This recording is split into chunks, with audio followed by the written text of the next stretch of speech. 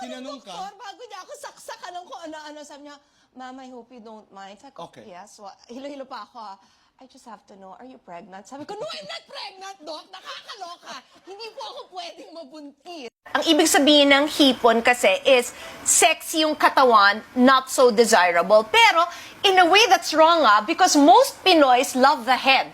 Diba? Sinisip-sip talaga yung ulo. Promise! Ng hipon. Ating I'm kapatid. sorry. Yeah, they'll say, hindi pa siya nakaka-move on. No, Tama no. po, hindi pa talaga. May galit pa ng konti. May galit pa eh. That's true. Ano, I respect that. I really respect that. Pero ang ating leksyon, mga kaibigan, Medyo may ines. Like, oh! Ganun talaga. Napasigaw ako. kung prutas ka, ano ka? Lanzones. Kung Can I explain why I'm Okay, lanzones? sige, why lanzones? No, kasi di ba sa labas, akala mo may bugbog, Aha. pero pag binuksan mo, Matan- maputi at matamis, pero pag kinagat mo, mapait. So wag ako kagatin, ha? Kung bibigyan Do not get my yellow pads. These are mine. Okay, thank you very And much. your pen? My pen, sige, I can share.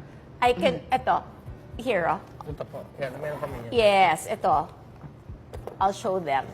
I'm trying to be professional, Lord! Okay, ito na. Sa kauna-una ang pagkakataon po, nagsalita na. Ang tunay na mahalikiro ng grupong Maskulados. Siya ay walang iba kundi si Rizal Castro. So, sinabi ko kay Bim Bim, sana a doctor will love me. Right? And sabi niya, I should pray to be like Wendy na may doktor na magmamahal sa akin. So, nananawagan kami, any doctors out there, if you're interested. Oh my gosh, you're eating toge. Bean sprouts. So proud. Nadadagdagan ng veggies mo. Congratulations. Yup. Yes. Parang sinabi ko, kung babalik ka rin lang naman, make sure you look your best. People will listen to you more at mas makikinig sila sa mensahe mo. Kung ang itsura mo naman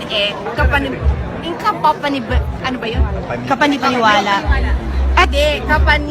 I was taught about the importance of saying thank you. So mula po na nagsimula ang K-Cap, malapit na kami mag-reach ng isang milestone na talagang pinagdasal naming lahat. The total number of views that we've gotten from when you get along with the people you work with and you give them affirmations, sumisipag sila. Eventually, alam ko lahat kayo, magkakaroon kayo ng mga empleyado. So alam ko na kailangan ipasok nyo sa mga sarili ninyo na kailangan iangat mo ipamukha na marami kang pera. Fine. Marami kang pera.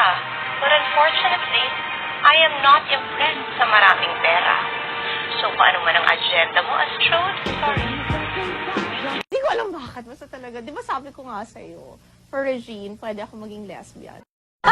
Next time we can do that. Yun ang challenge na magbibigay ka ng Ng kanta. kakanta ka ng Filipino na song, tapos i-interpret ko into English. Pwede ate, yung patuloy ang pangarap para... Oh, sige, go.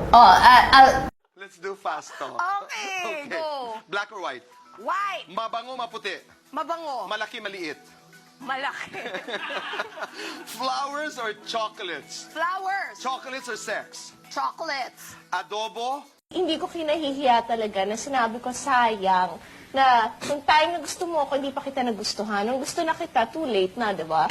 So yun na, gusto mo talaga ako? Oo naman, inaamin ko na. Anyway, nakaraan na yun. Blessings. Oo nga po, di po ba sinare nyo nga sa akin? Binilihan niyo po ako ng mga maraming toy. Pwede ko ikwento sa kanila kasi na-proud ako sa iyo doon. Kasi nung sinabi ko kay Riza nung nagpunta kami sa Toy Kingdom, Eto na, Nina. Go. Siyempre, alam naman ng tao na very opinionated kang tao. Talagang sinasabi mo kung anong nasa loob mo.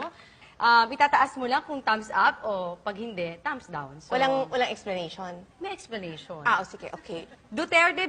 So don't fall in love too much with what is only temporary. Ay, may hugot.